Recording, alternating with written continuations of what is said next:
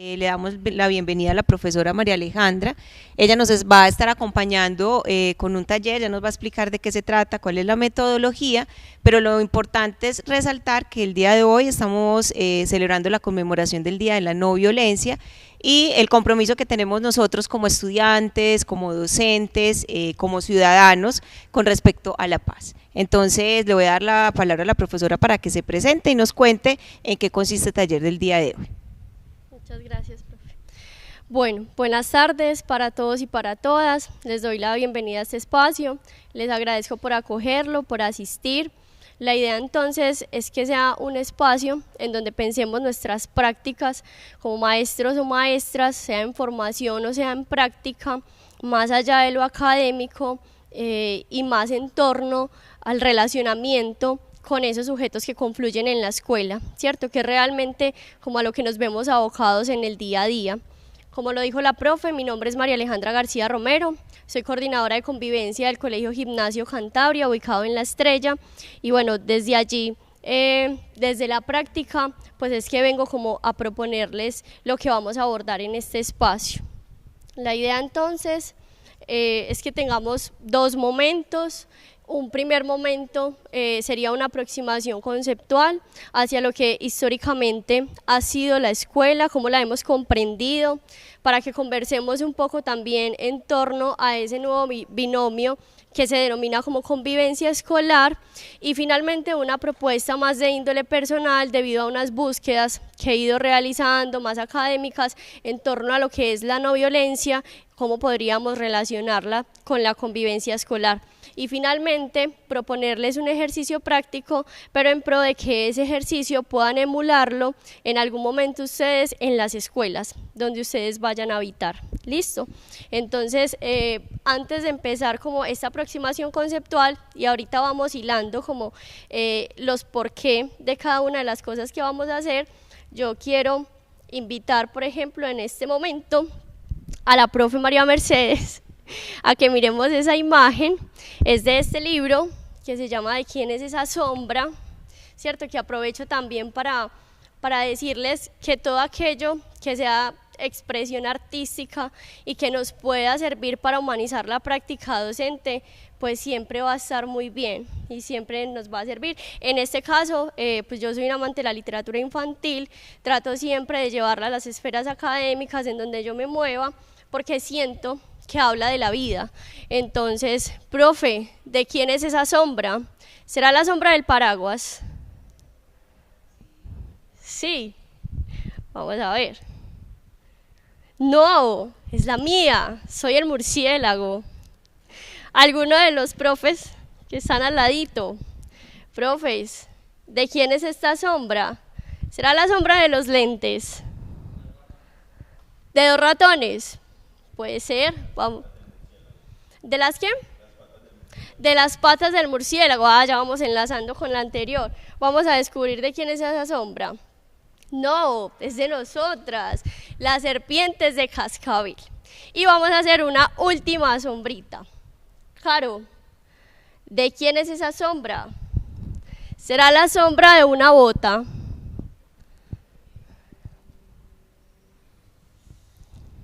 ¿De quién será esa sombra? De un elefante. Ese elefante tiene una forma diversa. Vamos a ver de quién es esa sombra. No, es la mía, soy el perro bulldog. Listo. Empiezo de esa manera para que entonces empecemos a pensar cómo la escuela históricamente ha sido comprendida. Y quiero también hacer la salvedad de que este espacio no es para hacer un asunto dicotómico de qué tan buena o qué tan mala es la escuela, ¿cierto? Es lo que históricamente ha sucedido con la concepción y con las prácticas que históricamente la escuela ha funcionado, en la medida en que corresponde también a un contexto.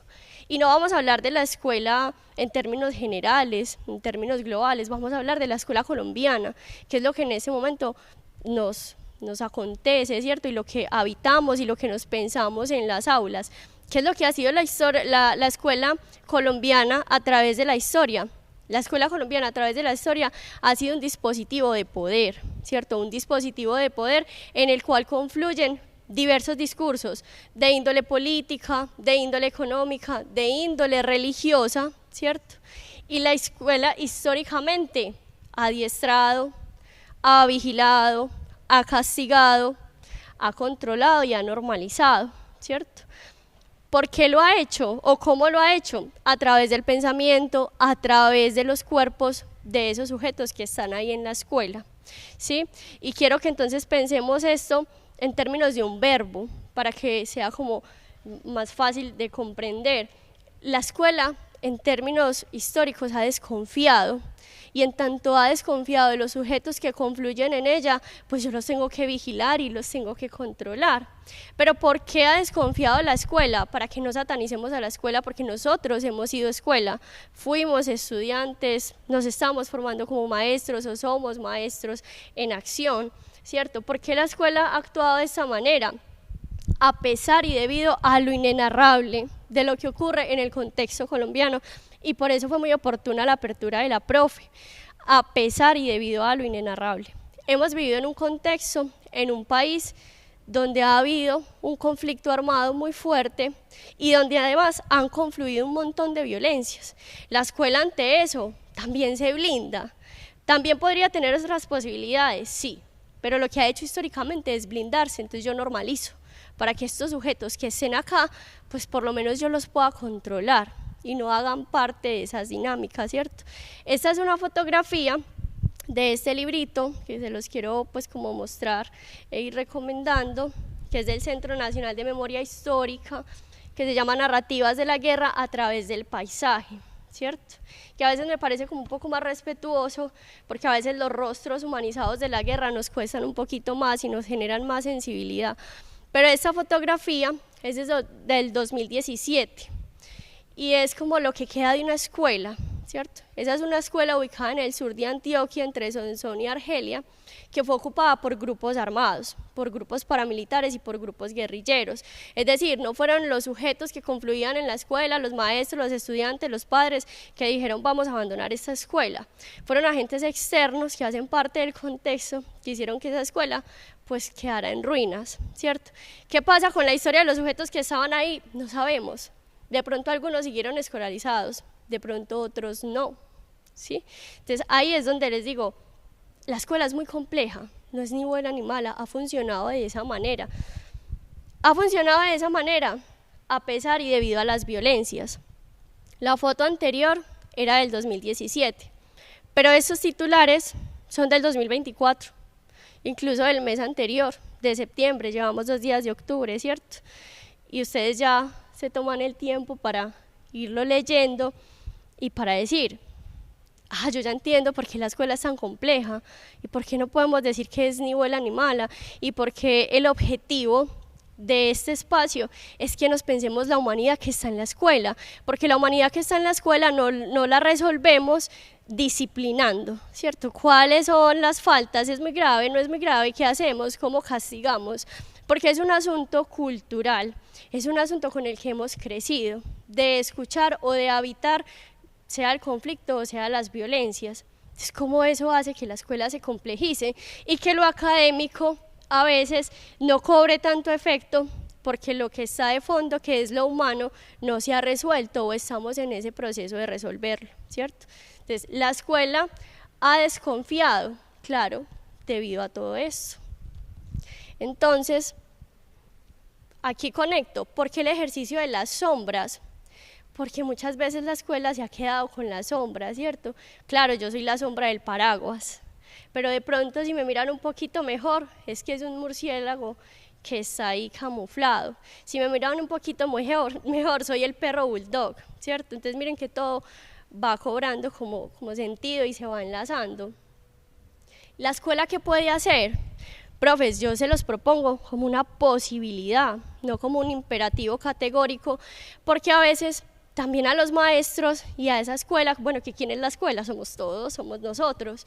A ese ente abstracto es como la escuela tiene, debe, necesita, y eso discursivamente también carga. Esto es una posibilidad, y en tanto posibilidad pues tiene que ser una convicción. Tiene que ser que todos estos maestros y maestras que estamos hoy acá en este espacio estemos convencidos de que esa humanidad que ha sido violentada, ¿cierto?, que se ha visto expuesta a tantas cosas, pues pueda ser reparada, pueda ser incluso escuchada, comprendida. Tiene que partir de la convicción, para que la escuela entonces cambie de verbo y no desconfíe, sino que confíe. Porque cuando la escuela confía, los maestros confían, los estudiantes, la comunidad educativa en términos generales confía, aparece que la creatividad de los sujetos crean, los sujetos se expresan, el maestro empieza a orientar, no siempre a direccionar, no siempre a disciplinar. Los maestros permiten que la diversidad, permite que confluyan ahí muchos aspectos, es decir, no hay tanto miedo, aunque haya riesgo, ¿cierto? Esto no quiere decir que todo vaya a ser muy bonito porque estemos hablando de la convivencia escolar como no violencia, aunque haya riesgos, aunque no siempre salga de la mejor manera. Esta es otra posibilidad que tiene la escuela, de emancipar. ¿Por qué emancipar? Porque como les decía al inicio, en la escuela han confluido muchos discursos. Por ejemplo, en términos de las diversidades sexuales, que ha sido tan fuerte, la escuela puede emancipar y puede decirle a esos sujetos que se pueden expresar libremente, siempre que haya unos sujetos ahí que estén convencidos de que eso es a lo que le apostamos. Y la escuela lo puede hacer, uno, si los maestros, los estudiantes, todos estamos convencidos, pero dos, porque es que en Colombia está legislado a partir de la ley 1620, que es la ley de convivencia escolar, que sale en el 2013 y que apenas ahora, se los digo con experiencia, pues como con conocimiento de causa, porque pues yo voy a muchas capacitaciones, apenas ahora las secretarías de educación están verificando que sus escuelas hayan incluido en sus manuales de convivencia esta ley. Más de 10 años después, apenas ahora es que como que nos estamos acudiendo como, ay juepucha, es que lo que dice la 1620 es muy fuerte y es muy comprometedor, porque ¿qué dice la 1620? Vea, ya no hablamos de disciplina, ya no hablamos de adiestrar y de castigar, hablamos de que como la escuela responde a las dinámicas sociales y es una entidad social, porque no es un ente por allá apartado, a nosotros nos llegan personas que habitan la sociedad, pues la escuela tiene que restaurar el tejido social y tiene que hacer mediación de los conflictos, entendiendo los conflictos tampoco en términos negativos, porque los conflictos son positivos en la medida en que me permiten discrepar del otro. Si yo no tengo un conflicto, posiblemente no me doy cuenta que esa postura no me parece, que no estoy cómodo, que no estoy a gusto. Ahora, el asunto y lo que propone la ley es cómo tramitamos ese conflicto. Lo vamos a tramitar a partir de la violencia, que es lo que históricamente hemos aprendido, nos han enseñado, o lo vamos a tramitar con otras formas más creativas, no violentas, que es lo que vengo yo a proponerles hoy. Entonces, esa ley, ¿de qué habla? Habla de conflictos, habla de violencias, habla de que los maestros y las maestras desde las aulas, no es como que, ay, si yo soy maestro y el coordinador me pone a hacer algo específico, no, desde las aulas, desde nuestras asignaturas, desde las direcciones de grupo, los maestros y maestras tienen un papel muy importante y es proteger y promover los derechos humanos, por ejemplo, pero también los derechos humanos sexuales y reproductivos. Y de pronto me pueden mirar con cara de asustados, ¿qué es ese montón de cosas? ¿Cómo enseño? ¿Cómo promuevo derechos humanos, sexuales, reproductivos? ¿Cómo hago mediación?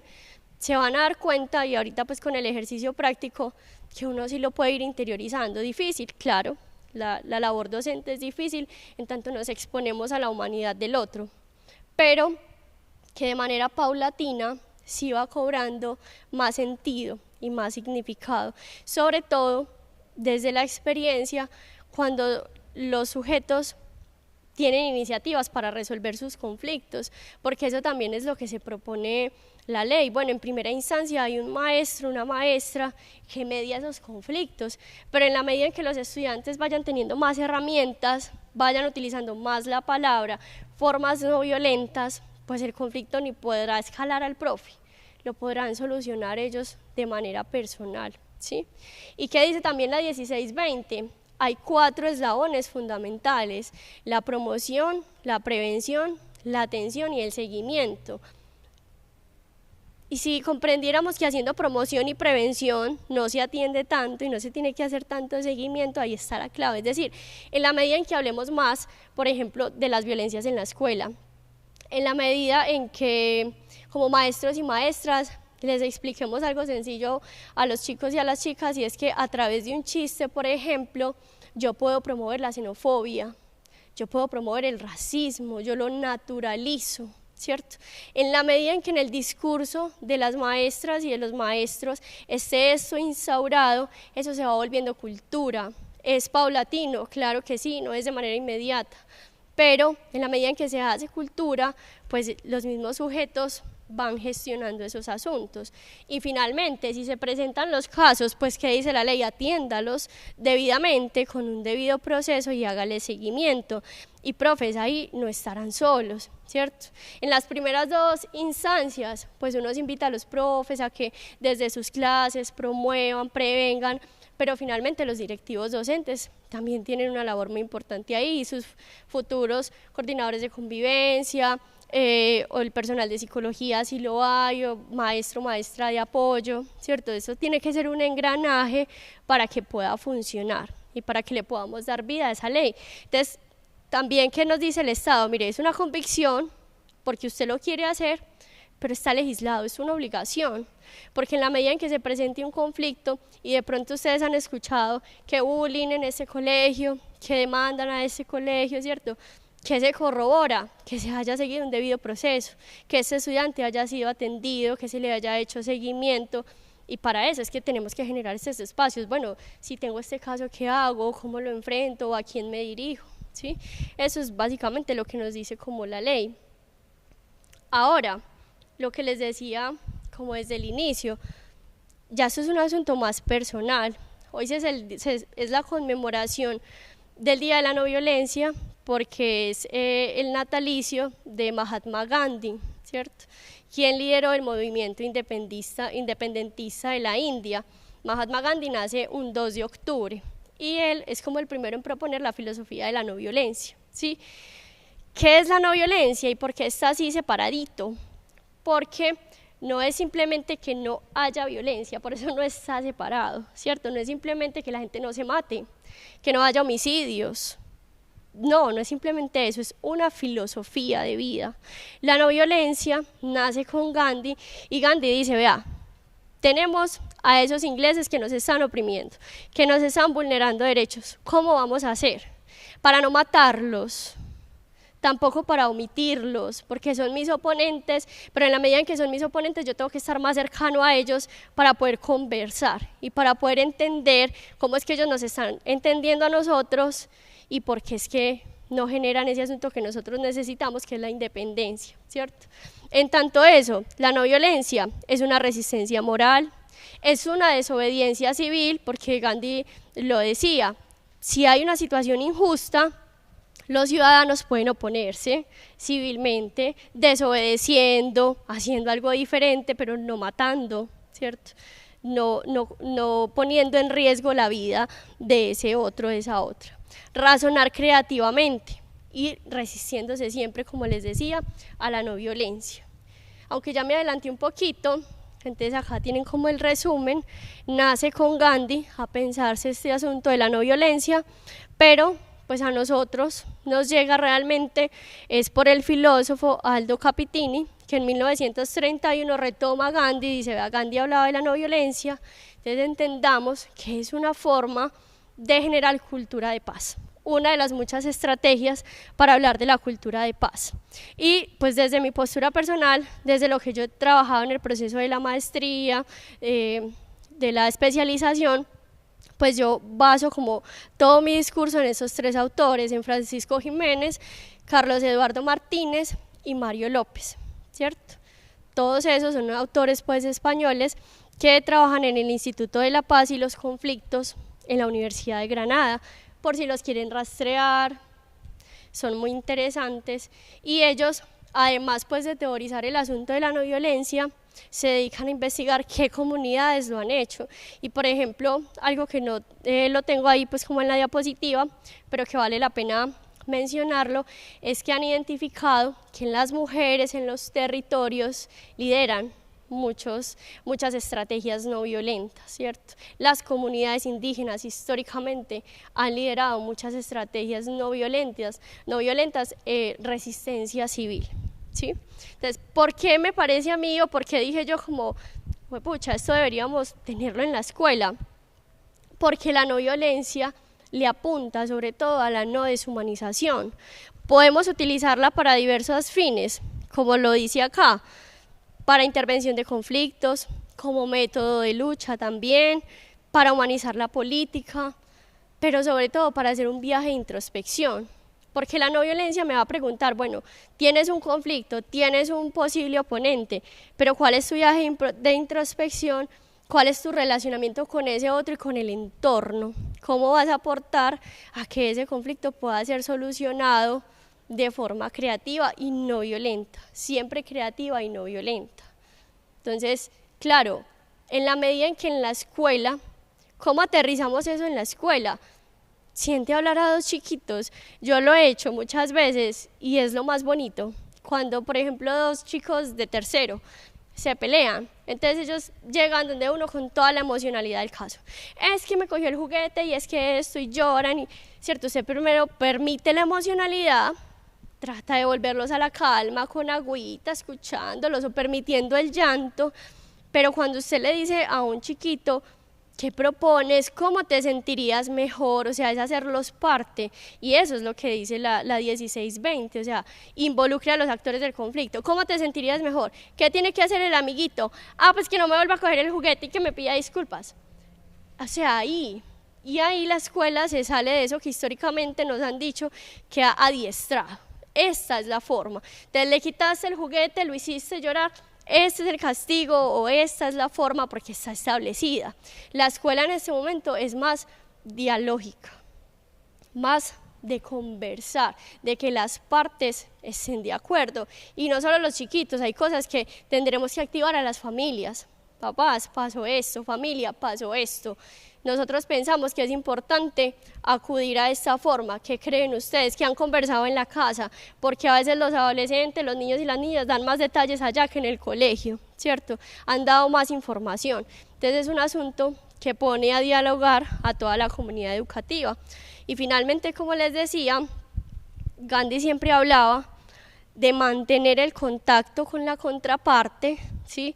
No podemos como olvidarlo, porque si es mi contraparte yo tengo que saber qué está pensando, qué sugiere, o porque es que esto que yo pienso o esto que yo siento a esa contraparte no le parece, ¿cierto? No está de acuerdo. Indagar la verdad y humanizar la relación conflictual, y eso, profes, lo van a ver mucho en la escuela. Cuando los muchachos llegan a niveles de conflictos donde se insultan, donde se pegan, y los pones a mirarse a los ojos con mucha tensión, con mucha rabia, pero puedes escalonar un poquito la cosa, porque yo siempre les digo, se te está olvidando que ese que tienes al frente también tiene mucha rabia, también es un humano, también tiene motivos que cree que son más importantes que los tuyos. Humanízalo, o sea, primero hay que humanizar para ya luego razonar el conflicto, porque si uno no lo humaniza, no lo pasa por la emoción, no le da cabida, pues racionalizarlo va a ser más difícil. Y que los sujetos entiendan que hay que hacer una reparación, pues yo qué voy a reparar si yo no quiero reparar, o yo qué voy a reparar si para mí el otro no es un otro semejante a mí. Cuando hablo de deshumanización es que yo pienso que el otro no se parece a mí, es como de un rango menor, ¿sí? Porque es diferente. Entonces cuando hablo de humanizar es no, elévelo al rango de semejante, se parece a mí, y desde ahí empieza a solucionar el conflicto, ¿cierto? Entonces, ¿cuál es la idea? Que pensemos, por eso se titulaba Más allá de la convivencia, es un asunto de filosofía de vida, que si las maestras y los maestros están convencidos, a veces, profe, no con muchos discursos, a veces desde las actuaciones, a veces de cómo llegamos al aula, de cómo saludamos, de cómo miramos, de cómo paramos un poquito la rabia, porque los maestros también estamos llenos de emocionalidades frente a un suceso que ocurre, cómo paro un poquito mi emoción y comprendo a ese otro, o cómo me quito del centro, porque a veces como maestros y maestras tenemos expresiones, es que no me hace silencio, es que no me hace caso, y yo les digo a los profes, compañeros míos, profe, quítese del centro, no es a usted, no es que no le haga caso a usted, es que es un adolescente, es que es un niño, ¿cierto? Es que tiene comportamientos disruptivos, no es que ese niño, esa niña se levantó y digo, no le va a hacer caso al profesor Daniel, no, a la profesora María Mercedes, no. Porque cuando los llevamos en términos del ego, en términos de es a mí, yo ya no va a ser, o ya no va a ser tan efectiva, tan eficaz esa mediación de la que me está hablando la ley y más allá de la ley, de lo que nos está gritando el contexto colombiano. Con el acuerdo de paz, con todo lo que sucede, cada vez estamos más abocados a que sea dialógico, a que sea de otras formas y que la escuela no se escape, porque a veces se ha escapado, que la escuela no se escape a estas demandas sociales, ¿sí? Entonces, bueno, esa es como la aproximación teórica en términos generales. La idea entonces es que pasemos a un ejercicio sencillo, práctico. Entonces el profe Daniel les va a repartir unas copias, ya les va a explicar como lo que vamos a hacer.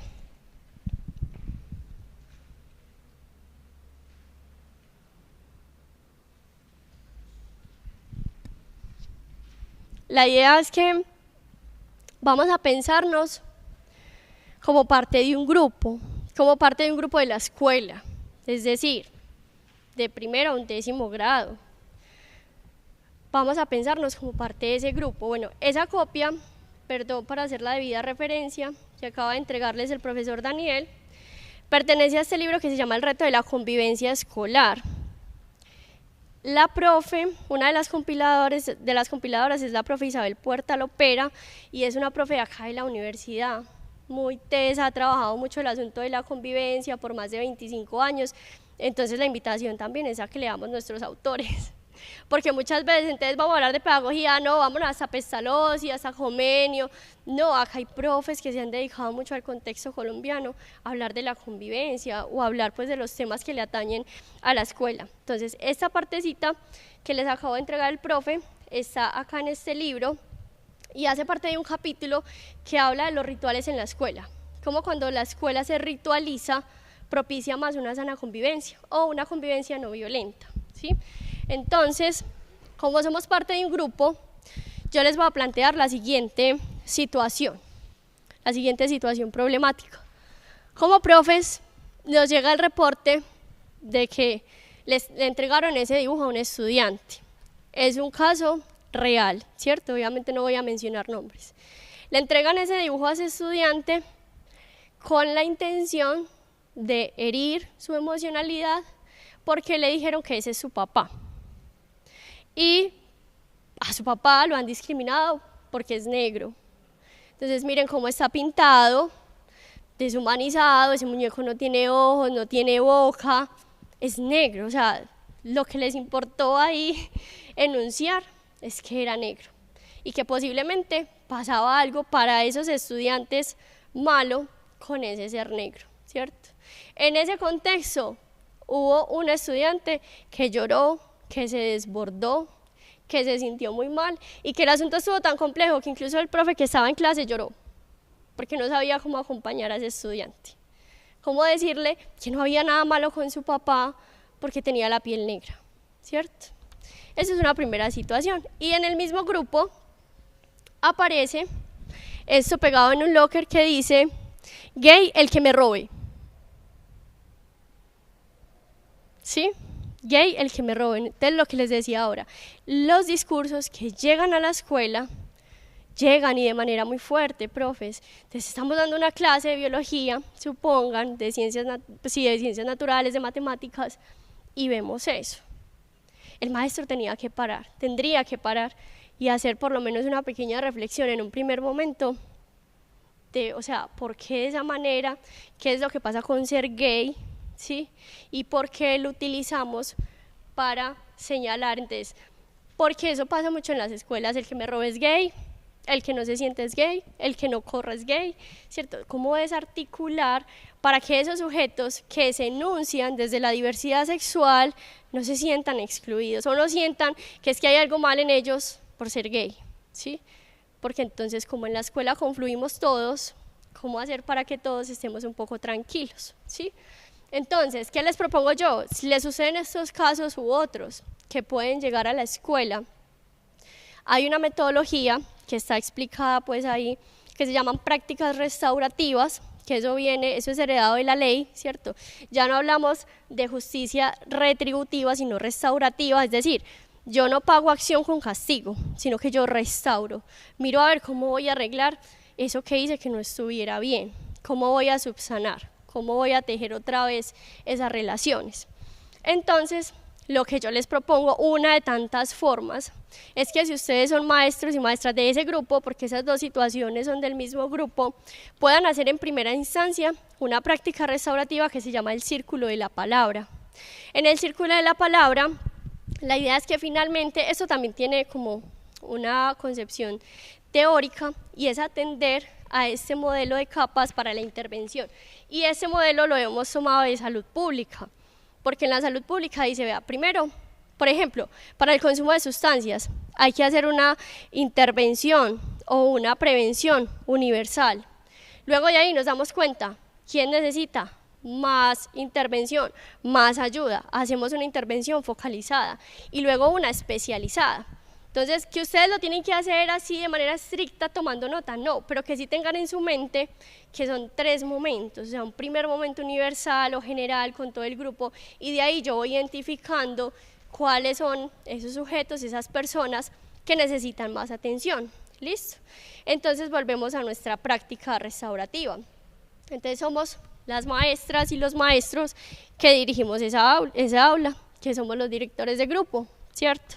Entonces en el círculo de la palabra todos haríamos un círculo y ritualizamos ese círculo. ¿Cómo ritualizamos este círculo? Esta es una manera, pero en la medida en que ustedes son creativos encontrarán otras de ritualizar. Entonces la idea es que lo hagamos en este momentico, ¿cierto? Yo voy a empezar a leer y cuando dice todos responden, ustedes me responden en voz alta. ¿Listo? Así se empezaría el círculo y se cerraría. Y ya luego les voy a contar qué más se hace en ese círculo. Entonces dice así: los seres humanos, desde los periodos más antiguos, solemos organizar círculos. En esta experiencia hay una gran sabiduría que enriquece el crecimiento personal y grupal. En el círculo, todos los puntos que conforman la circunferencia son iguales. Eso. En el círculo no hay esquinas donde esconderse. En el círculo, todos estamos invitados a participar en igualdad de condiciones. En el círculo se pide la palabra y se espera el turno para intervenir. En el círculo prestamos atención a quienes tienen la palabra. En el círculo se acoge a quien comparte sus sentimientos o reflexiones. Lo que sucede en el círculo se escucha y observa con aprecio. En el círculo, los errores y dolores se convierten en oportunidades para aprender. En el círculo nos enriquecemos, maduramos y sanamos todos. Ok. Después de que usted los tiene ahí conectaditos, son muchachos, son niños y niñas, posiblemente se van a reír. Ja, ja, ja, porque este asunto de que todos hablemos al unísono les causa gracia. Y porque en la escuela, por lo general, no hemos ritualizado las intervenciones. Entonces, cuando se hace, les cuesta como un poquito, pero en la medida en que se repita y se les haga más natural, ya lo van a hacer. Usted los tiene ahí conectaditos, hacen el rito, empiezan el círculo y podemos plantearle a cada uno de esos participantes, lo tenía en mi computador, 3 preguntas básicas. Se las voy a decir, que no las tengo ahí. 3 preguntas básicas. 1, ¿cómo me gustaría ser tratado o tratada? 2, ¿qué me gusta del grupo? 3, ¿qué no me gusta del grupo? Porque con esas 3 preguntas maestros y maestras, ustedes pueden responder a este modelo de intervención. La idea es que ustedes tomen nota, ¿cierto? Y que participen también, porque son parte de ese grupo. Muchachos, a mí me gusta que me traten así, no me gusta esto. Pero que se dediquen a tomar notica juiciosos. ¿Qué dicen los muchachos? ¿Qué dicen los niños y las niñas? Cierra el círculo. ¿Cómo lo cierra? Con el mismo ritual que acabamos de hacer, leyendo y que ellos vuelvan a responder. Después de que usted cerró ese círculo y usted como profe se va con esa información, ahí es que usted puede identificar, bueno, es que no era solo la problemática del racismo, o no era solo la problemática de la diversidad sexual, es que ahí salieron muchas cosas de las voces de aquellos que no habían hablado, o que no habían mencionado, que se sentían mal en su salón de clase por otra razón diferente. Entonces, o uno puede preocuparse más porque salen más cosas, o constatar que sí, hay que hacerle énfasis al racismo y al asunto de las diversidades sexuales. Pero también identifica, no todos tienen el mismo nivel de afectación, porque no a todos les han hecho charlas o le han vulnerado el asunto, por ejemplo, de mencionar a su papá, ¿cierto?, de llamarlo gay. Entonces, ¿quiénes son esos estudiantes que sí han estado más afectados? Y ahí es donde yo empiezo a hacer relaciones. Venga, directivo docente, yo ya hice esto, yo ya estuve en el aula, yo ya apliqué esto, y ahí detecté que estos muchachos, estos chicuelos necesitan más atención, necesitan más apoyo. Y ahí, por ejemplo, uno activa familias, identificamos esto, estamos trabajando con esto, porque también la escuela ha hecho muchos reclamos de que la familia no está, pero también la tenemos que involucrar para que pueda empezar a estar.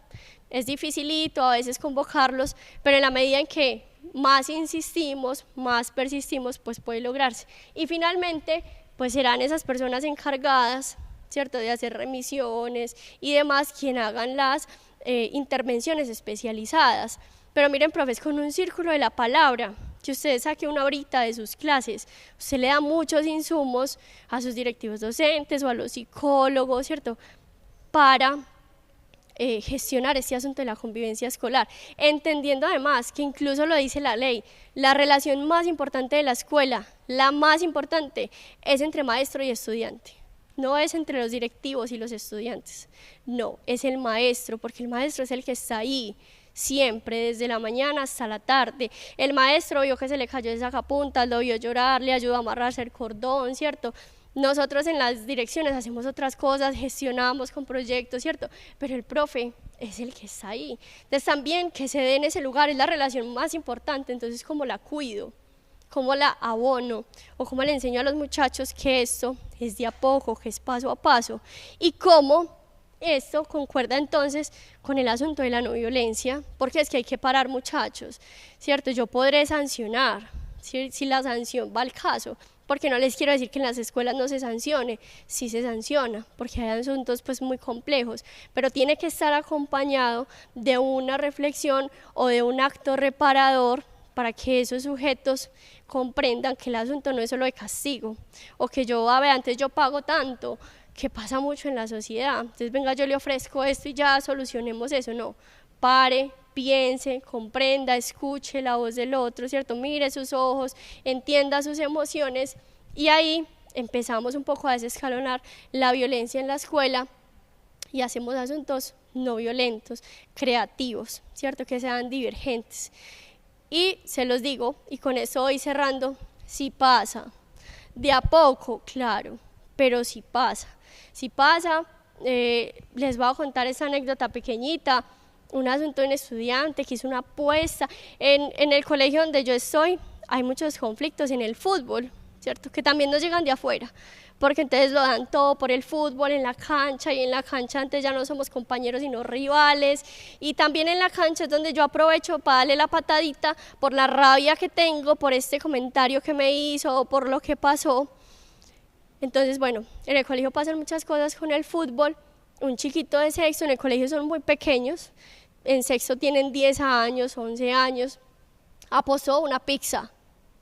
Pero ese es el problema más grande, porque como están tan pequeños, entonces eso le estaban perdiendo, entonces insultando al otro, es que hágale, es que usted no sirve para nada. Bueno, son palabras muy suaves para lo que se dicen, porque había una pizza de por medio y cómo vamos a pagar la pizza. Obviamente no estábamos enterados, fue un acuerdo que hicieron entre ellos. Cuando pierden, entonces ya el desborde, un montón de estudiantes donde la psicóloga reportándome a mí, y el estudiante que tomó la iniciativa me dice: Aleja, yo sé que estuvo muy mal. Yo le dije: sí, ¿qué vamos a hacer? Tú sabes que no hacemos apuestas, que el fútbol se disfruta, que es para compartir, bueno, como todo lo que tenemos montado en torno al fútbol. Entonces yo le dije: Luisma, en el colegio hay un sistema que es hacer seguimiento, le llega al papá, todo eso. ¿Podemos hacer seguimiento o qué se te ocurre? ¿Cierto? Que ahí es donde los vinculamos. Lo más fácil es hacer un seguimiento, pero ¿qué se te ocurre? Entonces me mira y me dice: se me ocurre, Aleja, que yo le cuento a mi mamá, yo me disculpo con los compañeros, me disculpo con el profe de educación física, no me haces el seguimiento, y para que tú sepas que yo le conté a mi mamá que ella te escriba un correo. Pasó tal cual. La mamá me escribió un correo, María Alejandra me contó la situación, hicimos la reflexión en la casa de que el fútbol no es para eso, no es para eso, y así vamos desmontando, ¿sí?